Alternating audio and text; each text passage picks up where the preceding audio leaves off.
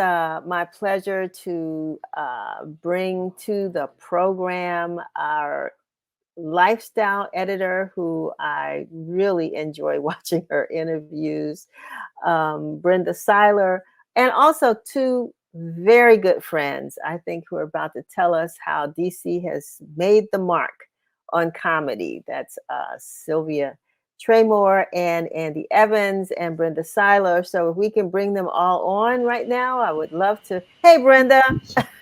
Hello, everybody. Hey, Hello. Andy. Hey, Sylvia. Hi, y'all. Yeah, we've been Hello talking golf. Yeah, we've been So talking golf and mimosas, and we need some comedy, don't we, that's Denise? right. I mean, yes, indeed. Yes, indeed. So I'm going to turn it over to you right now, Brenda, but I just wanted to Thank say you. on air, Sylvia and Andy, so glad that you could be with us. This film is fantastic, so I want to make sure folks get a chance to see it, and look forward to, talking some more as we go along. So take it away, Brenda. Thank you very much. And I think we're also going to be joined by Parrish Smith, Hi. who Hey, is Hey, who had the wonderful idea of creating a documentary called The Mecca of Comedy. You know, DC is known for a lot of things, but I'm not sure people understand the history of comedy in the DC area. And so Parrish is there in the cap with the P for Parrish. And then we're going to have two, as Bevy Smith says, legendary talents. And that would be Andy Evans and Sylvia Traymore. We thank you all for being here. Parrish, I want to start with you. First of all, the documentary is wonderful. It can be seen on Apple TV, on Prime, and on Tubi. So how did you even get the idea of putting together the history of comedy coming out of the DC area? Well, it's a bit of a story there. So I've known Chris Thomas for a long time, right? I actually hired Chris Thomas to host a show for me that I did in Buffalo, a comedy show. You don't even know this, Sylvia. But my first comedy DVD was called Kingdom Comedy. It was a play on the kings of comedy, and it was about gospel comedy. So Ricky Smiley hosted the show from. It was a DVD we made. So Ricky Smiley was the host, and we had 4 of the comedians. We took the show on the road. First place was Buffalo, and I actually hired Chris Thomas, who I met in the airport, to come host a show for me up in Buffalo.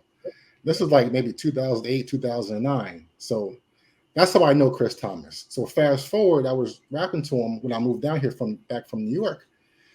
And I was just talking about all the comedians who I knew from DC. And I knew about 5 or so, like the bigger names, obviously. And he had a whole nother list for me. Andy Evans, Sylvia Traymore, Morrison, the Fat Doctor, Greg Judge Poole, Kevin Lee, Robin Montague, everybody. And so I was like, wow, there really is history and depth to this, to this comedy, Washington, D.C. And D.C. isn't it's not a big city. It pales in comparison to New York City, Chicago, L.A., Atlanta. But the amount of talent that is from D.C. is strong. And it's not just about the comedians, but it's also about the comedy clubs and the whole comedy scene from the late 70s through the 80s and into the 90s. And so, once I dug more into it, I was like, wow, and everyone had their own interesting and unique story to tell that I think is unlike, other cities. The common thread is Washington, D.C., right? And keep in mind, these comedians were raised in the 60s, the 70s, and 80s, partially the 80s. So they come from the Chocolate City era, right? Washington, D.C. was, Chocolate City, the capital of Black America at one time. 1970 was 71.1% African American. It's a locus for the Black culture, Black academia, Black activism, and also arts and entertainment. Going down, and that's a long list too, from U Street, back in those days to where it is now today. So from Black Broadway, U Street corridor to where it is now today. So it's just a long history of Black comedians who are trailblazers, who are pioneers, and who have blazed the game when it comes to comedy. Well, we're going to show a clip from the film so people can get a sense of what they will see, because you will want to watch this documentary. So let's roll that clip right now.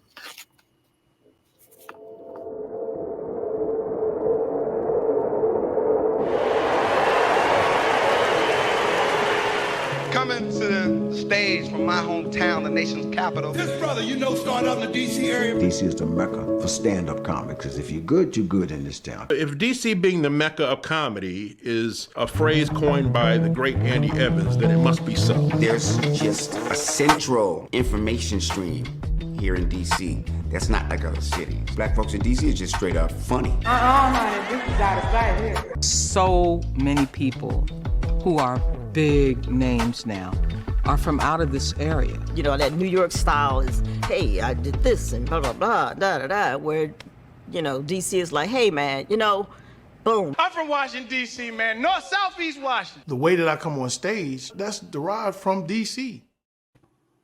So what I want to bounce to now, Sylvia and Andy, because for so many comics that came out of this area, you all were a model. You all were the mentors. Talk about what it was like back in the day, as Parrish called it, the Chocolate City days, and just getting yourself noticed. Well, you know, it's good sitting here beside Sylvia. Also, Whoopi Goldberg is also part of this conversation. And Whoopi, if she was here, what would she say, Sylvia? Well, okay. First of all, let me just say this. I started comedy right after Sylvia started comedy. And at that time, there was no such thing as an open mic. There was no such thing as a plethora of comedy clubs. Hey, Wendy, come here for a second. Come here. Oh my God. How you doing, Brenda? How you doing? Okay. You know, well, I'm not a comedian, but for a long time, I thought I was. And then I did think that I did. Now you know Whoopi Goldberg has a book out right now. She's on a book tour, so you need to figure out how to leverage Whoopi and to be known as one of the first Black female doing impersonations. That's actually amazing. Brenda, I am the first Black female impersonation in the country. Okay, let's tell the truth. That's right. Let's tell the truth. That is who you are, Miss Sylvia. And we love you for that. And the other thing that I saw in the film that people know is from this area, Tommy Davidson. When he referred to you and he saw what you were doing and figuring out who you were, other people knew who you were. And after he saw you, he realized he needed to step up his game. So that's the way you were teaching. That's the way you were teaching. And thank you, Parrish, for capturing all of those comments. You know, that is amazing. And the other thing that I want to flip this back to Parrish for a moment. You're a cinematographer. You've been in films. You came out of Howard University. Is that correct? So of course, I kind of figured that out with the name of the documentary when you said Mecca. I said that must be a connection back to HU, the real HU, as some people will say. But how did you track down everybody? How did you get them to agree to be interviewed? Because you have some wonderful clips on the website for the movie, The Mecca of Comedy. How did you, I don't know, I feel like it might be like trying to round up cats. How did you get everybody together on this? That was the hard part of everything that we've done for the film. That was probably the most tedious part to it. This film took 4 years to make and complete. So I knew a few people like Chris Thomas. I knew, and Chris Thomas actually was the very first person I interviewed.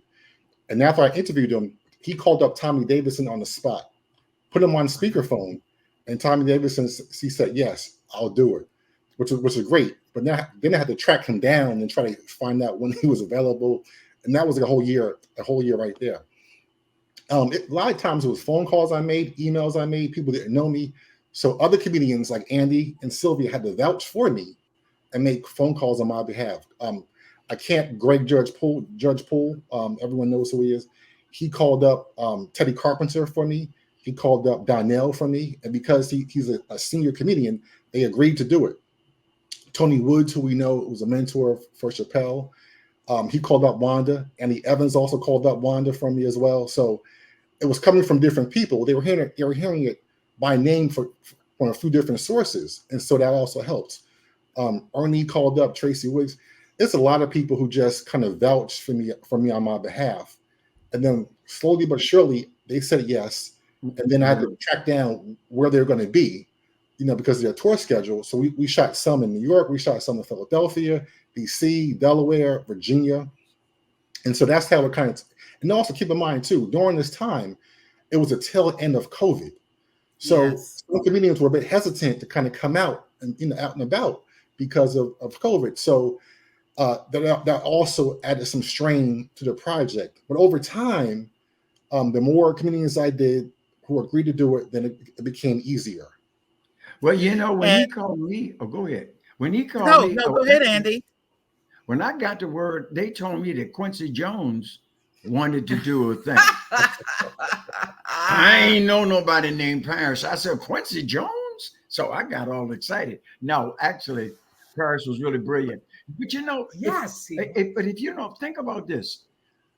DC is so brilliant in comedy that Hollywood found Petey Green, and he never left DC.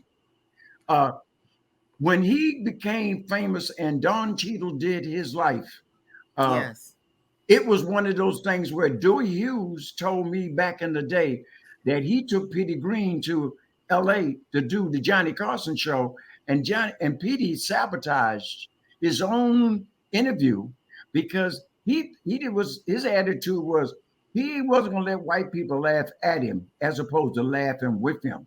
So he went back to DC and never left DC. So it's amazing that Hollywood and all of these guys like Tommy Davis and Wanda Sykes, Sylvia Traymore, even David Chappelle, when they left DC, they was camera ready. They went from DC to the mainstream. I had a show called The Solar Comedy that we shot out of Howard University. When Martin Lawrence was on that show, that was his first TV show, and that was up at Channel 32, WHMM. When he left DC, he went from there to doing the Martin show and became a legend. So it's something in the water of DC that get guys. We didn't have to go to New York. We didn't have to go around the country. When we left DC, everybody was noticing not only were comics different, but everybody had their own style. That's right. That's right. And I want to, with respect to your question, you asked Parrish, Brenda, his whole movement for me was brilliant on this filming because I toured with Whitney Houston for 23 cities, which was one of the highlights of my career. 23 cities with Whitney Houston. And I'm thinking, oh, they're going to see me with Whitney and everything. And this dude, Parrish, is so sharp, and his eye for what he wants to put in it. He found the tape of me and Muhammad Ali on stage together, me hosting the roast. And I said, I love Whitney, but this overrides everything that I've ever done. I was so honored that Parrish he actually put it up there, and I looked at myself and I said, I was so cute. and that was at the Apollo Theater in New York. So you did a wonderful tease, Sylvia. Thank you for that. And I want to remind our audience who we're talking to and what we're talking about. We are talking about the documentary, The Mecca of Comedy. It's about DC and all the wonderful, wonderful comedy talent that has come from our city. I'm talking to the creator, the producer, the director, Parrish Smith. I'm talking to comedy legends. I'm talking to Sylvia Traymore, and I'm talking to Andy Evans.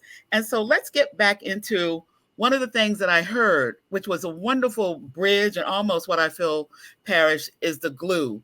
You had people who were not comics talk about the culture of the city, the thing that really pushed us out there. And one of the things that kept coming up, which Sylvia alluded to, was the level of intelligence of Black audiences here, what they have had access to in terms of DC public schools back in the day, the colleges and universities that are here in the DC area, even over towards Baltimore, but also the venues that were giving time and space to showcase. The Ibex, right down the street from where I live here, I thought the Ibex was primarily like a music venue. I didn't know about the Ibex being a place where comics Yes. had a chance to do their thing. Parrish, talk a little bit about that. So the Ibex was a club that was, from what I was told, very hard to play. You had to come bring it at the Ibex. Catfish Mayfield was the host, the MC at the Ibex, and he would bring. It was a very tough crowd, similar to the Apollo or what have you, but he would bring up comics, and if you didn't perform, the crowd would let you know that you didn't perform. So it was, it was a very stringent crowd to play. But in addition to the Ibex, you had Garvin's, which is the first premier comedy club. Andy Evans, I believe, was one of the first hosts at Garvin's. You had the Comedy Cafe. You had the Comedy Connection. You had Mr. Henry's, and then you had the Ibex. So these are some of the most premier clubs in Washington, D.C. and the whole DMV area. But the Ibex was probably one of the hardest clubs you had to play within Washington, D.C. That's what I've been told. Everyone who I talked to about this film has always mentioned the Ibex. Even Wanda Sykes, who said she played the Ibex one time, it was one and done. After she played one time, that was it. But that's how tough the crowd was at the Ibex.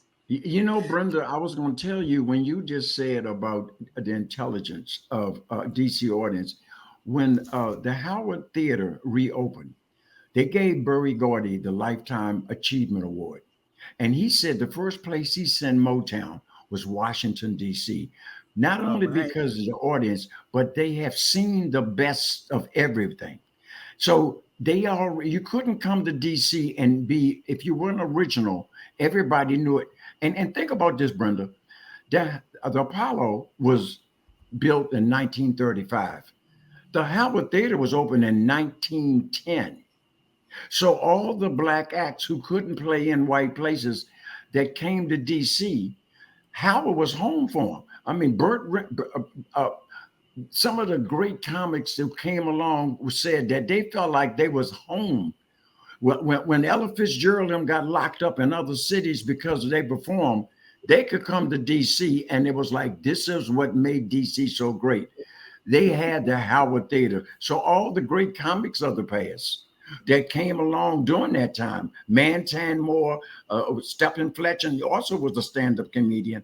These guys came to the Howard Theater. So we had the place where the great entertainers, jazz, comedy, singers, it was the Howard Theater. And I'll tell you one more thing. If you think about how DC has been able to be in a city where you got politics, the nation's capital always gets the news. It has allowed comedians to be able to be very sophisticated and developing material, because we hear it all the time on the news. And then we could go back and do some inner city hood jokes, but we could also take it to the next level. And I think that's why when comics talk about coming, hey, every comedy show that goes around the country, they got to come to DC first. And a little known Black history fact about the Howard Theater, it preceded the Apollo Theater. Yes. A lot of people don't realize that. So yes, DC was the place where entertainers needed to come. And with respect to the Ibex, it was Andy Evans on the night of the Washington Informant, what we just got finished talking about earlier today, on the 18th anniversary. I met him and I explained to him how, as a Black female comedian, I couldn't get 3 minutes on stage at none of the clubs except for, I'm talking about the comedy clubs. They just wouldn't give me no time. And for whatever reason, it was really at that time, because I really came out a little earlier than everybody else. I was doing comedy like in the 70s. That's when I did the Muhammad Ali Roast, 79. But Andy told me, he said, I tell you what, Sylvia, because I had performed at Denise's event. He said, I'm going to send you up to a place called the Ibex. He didn't tell me it was a lion's roar. He did not tell me that. But he said, tell them that I told you to come up there and talk to Ron Green. I guarantee you he'll put you on stage. And he did.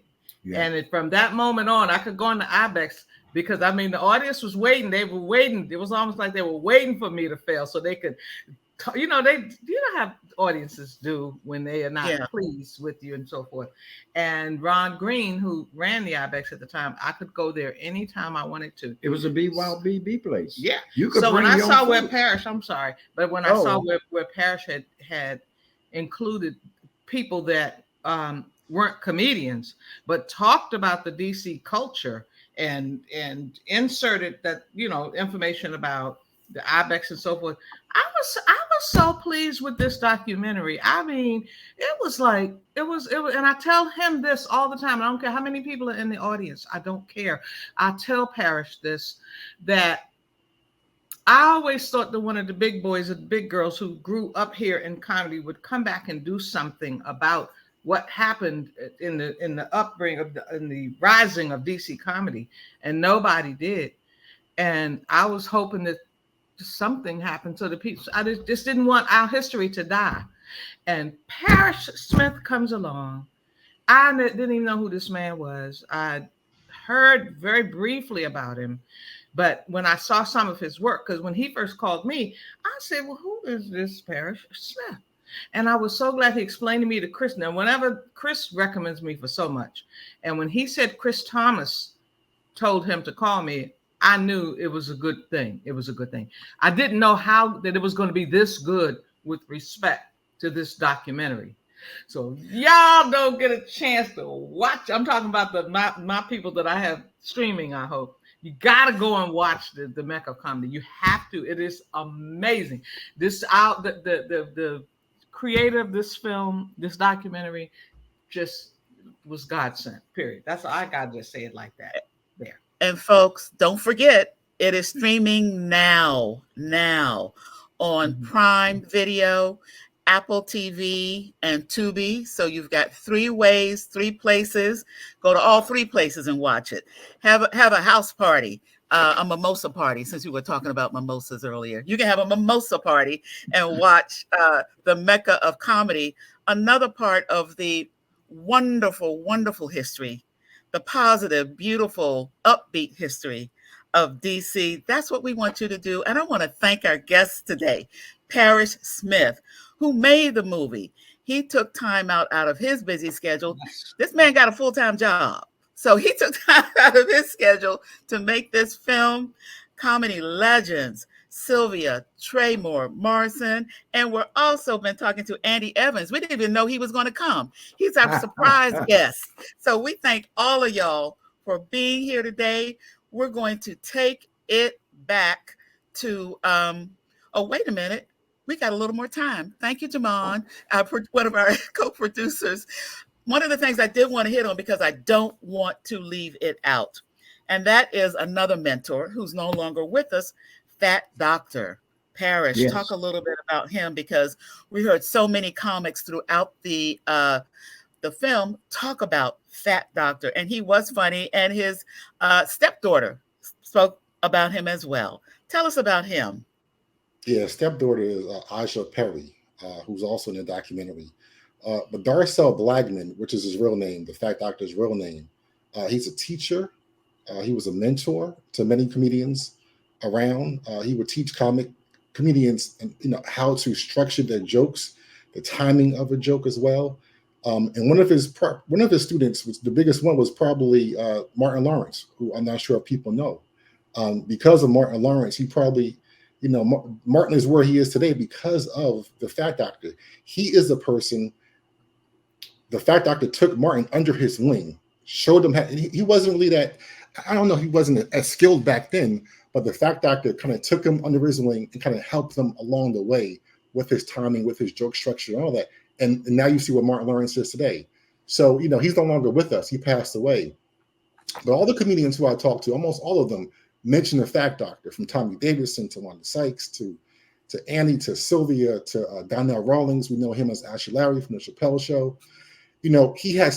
His hand has touched so many aspiring comedians who are doing wonderful and great things now today. So, it wouldn't be the fact doctor is, he's a staple when it comes to DC comedy. And this film, I couldn't make this film without including him and giving him a good amount of time within a documentary. So, we love the fact doctor, and we just, adore all of his insight and comedy. And we also can see how comedy can carry you to other places. And I'm thinking about two local folks, Joe Clare, who's on Fox News, and also Tony Perkins, who's been on every channel. Yes. Basically.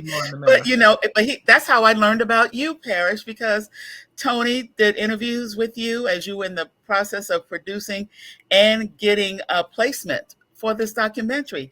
But I also noticed that those two gentlemen, when they are doing their thing, they can pivot quickly, because you have to be able to, like when you're performing for an audience, you got to respond to stuff, and you know that you can make a quick turn and make sure things keep flowing and keep your audience engaged and smiling, just as if you're on stage. So talk about a little bit about these two people, Tony Perkins and Joe Clare.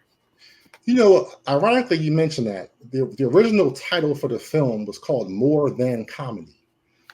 It wasn't the Mecca of Comedy first. It was called More Than Comedy because DC comedians they transcend beyond comedy.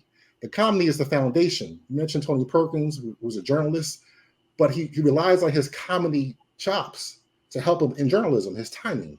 You mentioned Joe Clare, from radio to television. Even Chris Thomas went to TV as well. Ray Grant, another one. Ray Grant is now in politics, or trying to get deeper into politics. So a lot. You mentioned like Huggy Lowdown, Chris Paul, they're in radio. A lot of these comedians who are from the DC area, have used comedy to where they are today. It was their foundation. So it just wasn't, this film just wasn't a comedy documentary, but it was a show that these comedians who are from Washington D.C.